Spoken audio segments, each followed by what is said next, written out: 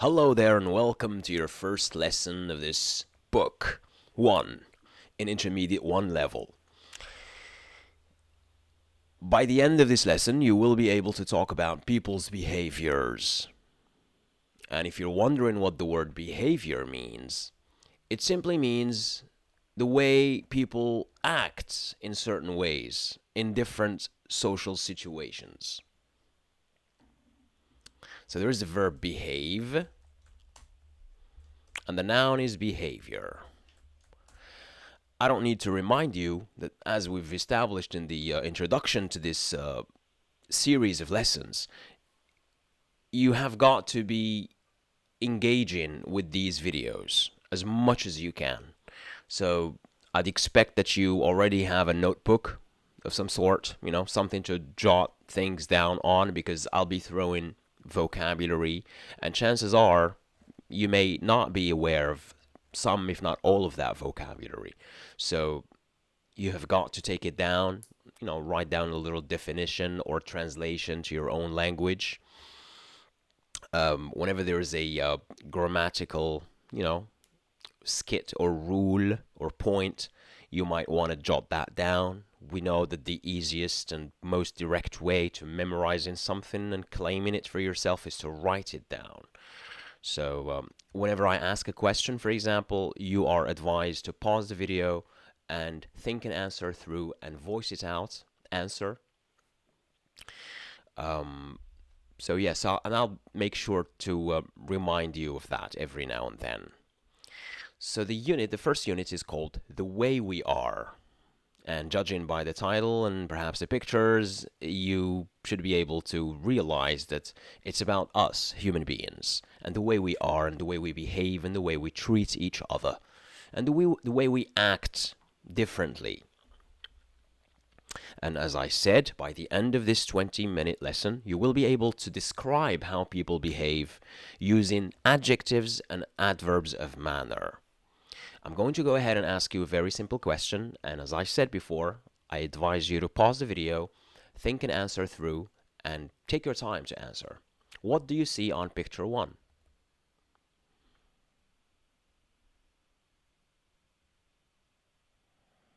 I see a couple, a male and a female, a young lady and a young man, taking a walk down the park. The young man is pushing his bicycle while the lady is carrying a skateboard. Both of them are carrying backpacks. They seem to be having a lovely chat. I don't think they know each other that well. I I'm not so sure, but judging by the expression on their faces, especially the young man, he seems a little bit shy, a little bit not too, I don't know, say comfortable with the. It seems that they've just known each other, right? So again, when I ask you the second question, try to describe things that line, describe where the people are, what they are doing, and perhaps how they are feeling at that moment. Go ahead. What do you see on picture 2?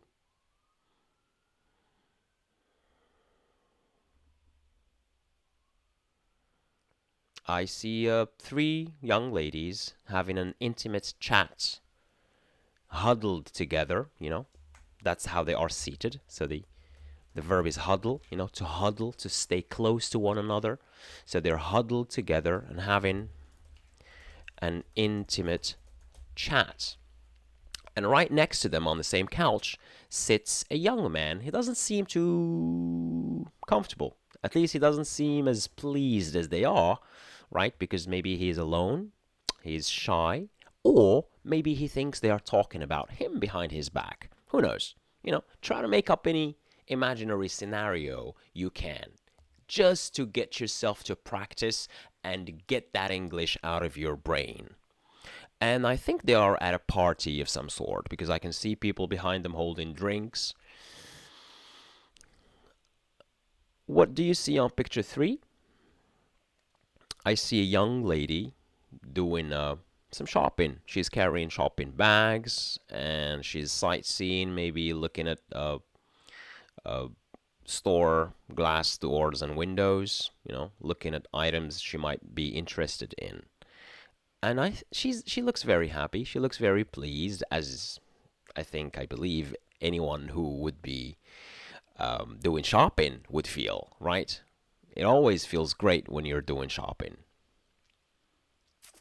And finally, describe what you see.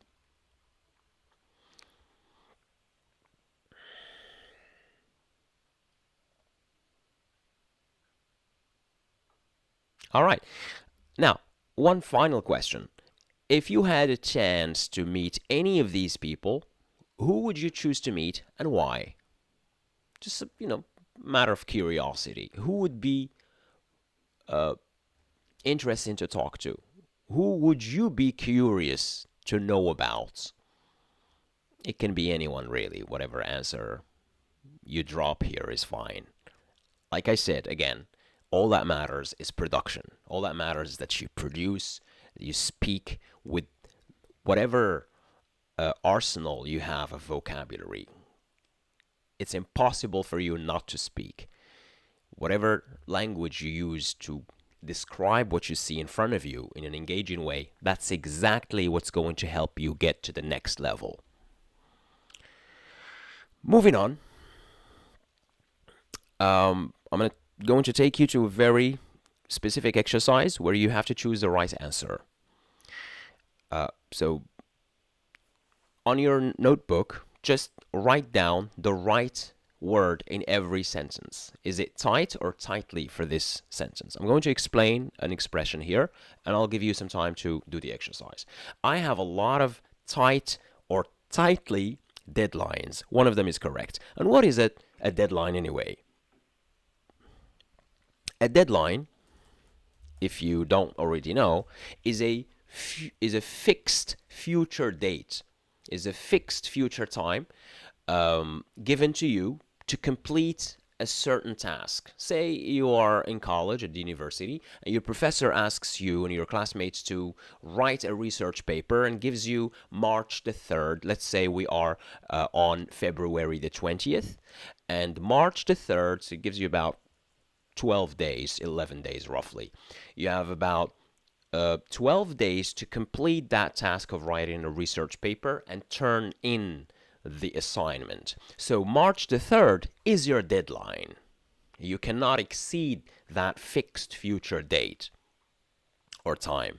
Now, a tight deadline, and I've just answered the first question for you, a tight deadline is not much time.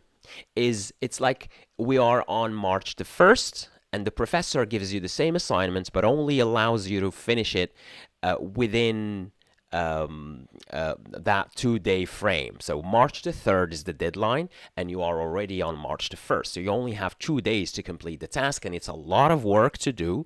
So you say, my God, this is a tight deadline. I don't know if I can do it. Okay? So that would be a tight deadline. So pause the video again, like I said, and choose the correct answer in every one of these. All right, I assume you've already done so. Number 2, let me pull out my highlighter. I plan my time well. Number 3, I often eat lunch quickly. So I eat quickly. The manner in which I eat is quickly. I feel strongly about my opinions. And if you're wondering what that means, it means someone who is very convinced of their opinions, they're very hard to convince. They're very hard to change their points of view, their viewpoints, their way of thinking. You can say stubborn, you can say hard-headed. All these are alternatives. But someone who feels strongly about their opinions. I get impatient in long lines. I get impatient in long lines. Long lines is, when you're standing to get something, like say to buy a bus or cinema ticket. And there are lots of people waiting, same as you. So you have to wait in a long line, one person in front of the other, each waiting for their turn to come. And finally, I work hard to get good grades. I work hard. Hard here is the adverb. Now, if all of these answers you got correctly, you got right, then congratulations. You really have like little to no problem using adjectives and adverbs in different situations correctly. But if you've made some mistakes, then you should be looking at the next slide. The next slide says, and this is what I really want you to retain and remember. Don't get confused by all these charts. I know how grammar can be very how grammar rules can be very daunting and very annoying, and it's like complicated, and you don't want to learn it that way. I know, I've been there, but there are certain points that you just need to remember. And that's adjectives plus nouns, meaning adjectives always modify and refer to nouns. They give you a piece of information about a noun, while adverbs or manner adverbs, they give you an information about a verb, the way an action is made. All right, so just remember, adjectives, they're about nouns, manner adverbs, they're about verbs. All right. And then there are a few exceptions. Sure, we'll look at them here, like the verb to be, feel, get, etc. So we say, I am a patient person. I am a patient person. Now, this patient here is an adjective. It's not an adverb, it's an adjective. And what does it refer to? It refers to me as a person. Here, it refers to me, I, or to the person. So it does not refer to the verb. Okay? Patient refers to I as a person. He's not a good singer. He's not a good singer. So good here, of course, refer to he, that person, that singer. Hence, adjective plus noun. So patient refers to the person. Good refers to the singer, right? He's a fast driver. Fast driver. Fast is the adjective, and fast refers to the driver. A piece of information about the driver is that he or she is fast. She is a careful driver. Careful is another adjective, and it refers to this driver. So the first driver is fast, the second driver is careful. You got it? So it's always a fixed pattern. Adjectives plus nouns. A beautiful car, a big house, an easy language. Now, verbs plus manner adverbs. I wait patiently in lines. Now, patiently is the adverb that comes from patient. Right? It's very easy. Patient, patiently. All right? Careful, carefully. Beautiful, beautifully. So what you do really for most adjectives is you just add L plus Y, and you get an adverb. So I wait patiently. Patiently refers to the verb wait. How do I wait? Do I take my time in waiting? Do I wait and bite my nails? No. I'm a calm person. I wait patiently. Next, he doesn't sing very well. Now, well here is the adverb of good. All right. Hence, let me tell you this. This is something you hear quite often in common speech. You say, hey, how you doing? I'm good. This is an incorrect sentence. Of course, in common speech, you can say I'm good, but grammatically, it's incorrect. Academically, it's incorrect. You don't want to say something like this if you're paying attention to your English. You want to say I am well, meaning I am doing well. If you say I'm good, it refers to you as a person. It means I'm a good person. I hope you got that. So never say, unless you don't really care about the way you speak. I'm not saying don't say this and say that. In common speech amongst you and your friends, it's perfectly fine to say it. And you hear this in movies all the time. How you doing, Bobby? I'm good. Hi, how about you? I'm good. It's all good. Right, this is common speech, no problem. But if you're using English in a more professional context, say, I don't know, in a conference, talking to some business partners, you're talking to your professor, you don't want to use common speech. You want to pay attention to what you say. So you say, I'm well. He drives very fast. Now, pay attention. Fast here is not an adjective, it's an adverb. Here, it was an adjective, but here, it's an adverb. Let me explain two things to you. First, why didn't it change? Why is fast an adjective and also an adverb? Well, because fast is considered what we call an irregular adjective. It doesn't change. It remains the same. And there are other examples which we might see, which we will see here. So, second thing I want to explain is the first adjective, the first fast here is an adjective because it refers to the driver.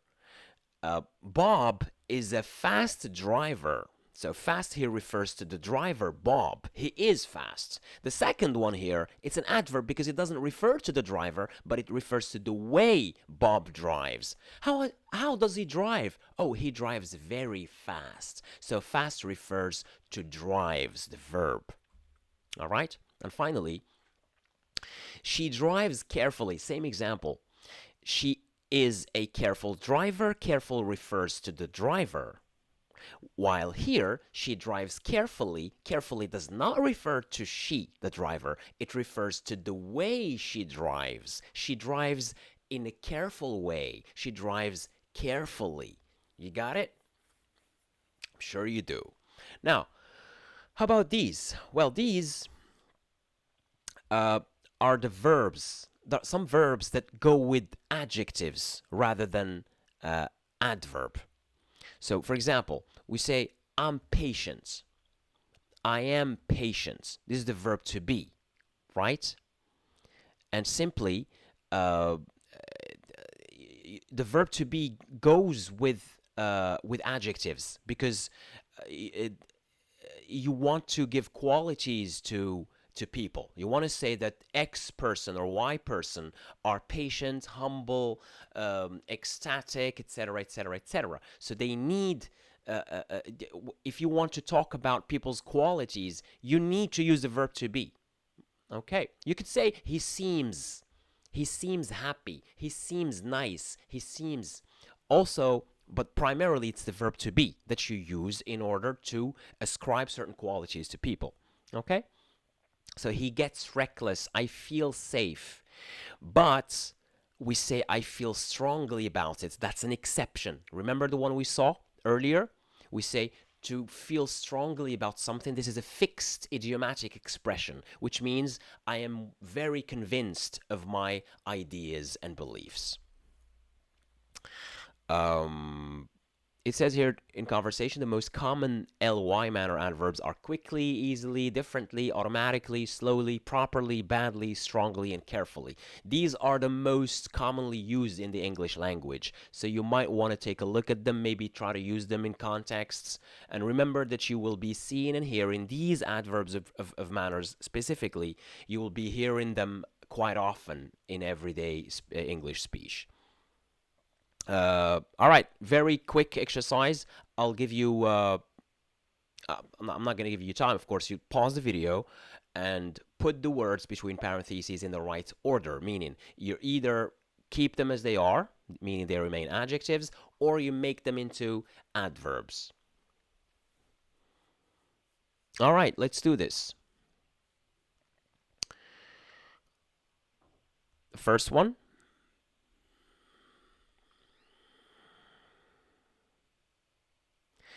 Young people talk really fast and don't speak clearly. Clearly. Why? Because it's an adverb. They don't speak how? They don't speak clearly. Oh, okay. I don't want to give you all the answers now. And they use a lot of slang. It sounds terrible. They don't always communicate well. Right? They don't always communicate well. Next. People aren't very patient. Adjective. Refers to people. People aren't very patient when they have to wait in long lines. They don't ask to the clerk. I'm sorry. They don't speak to the clerks very politely. There's an adverb here because it refers to the way they speak. All right. All right. Next. Sometimes families argue because parents and children see things differently. Next. A lot of people, obviously, automatically answer their cell phones when they ring, even at dinner. I think that's just rude. That is just rude. Verb to be plus an adjective, meaning the situation, the way they act is rude. People don't feel safe. They don't feel safe on the roads because so many people are driving. How? Recklessly, carelessly. They drive, they don't care. Driving can be dangerous. A lot of people try hard to do their job carefully and thoroughly. If this is the first time you see this adjective, it means complete. So thoroughly means completely. They don't leave out any details. They do their job as it should be done, thoroughly. And they get stressed in consequence. So we come to the end of this first lesson. But I do realize that you do need a little bit more practice. So maybe for this particular lesson, I'll go ahead and give you a couple of more opportunities to practice the use of these adjectives and adverbs. So I'd like you to take a look at, you can pause, you can freeze the video here and take your time to answer. You have to look at the pictures and correct the sentences to match the pictures. For example, Craig is a careful driver. Well, say, no, that's wrong. Craig is a reckless driver, meaning you have got to remember the opposite of those adjectives. So you can pause the video now and do the exercise. All right, let's answer the exercise. Lucia always arrives early. It's like wrong. Lucia always arrives late. And you got the answers here. Yeah. Carlos is waiting impatiently. Well, not really. I mean, he's taking his time. He's reading a book. So, Carlos is waiting patiently. 4. Emily walks slowly. Try to remember the opposite of slowly and give me a sentence. Emily walks fast or Emily walks quickly. Next. Layla is talking loudly. Not really. She's whispering to her friend's ear. So, Layla is talking quietly. Loudly, quietly. 6. Tom seems polite. Not really. I mean, he's shouldering those two people sitting on either side of him. So, and they seem bothered by his behavior. So, Tom seems rude or impolite. Rude is when you don't behave appropriately and conveniently in public in front of people. The last two. Tamara plays tennis badly. What is the opposite of bad?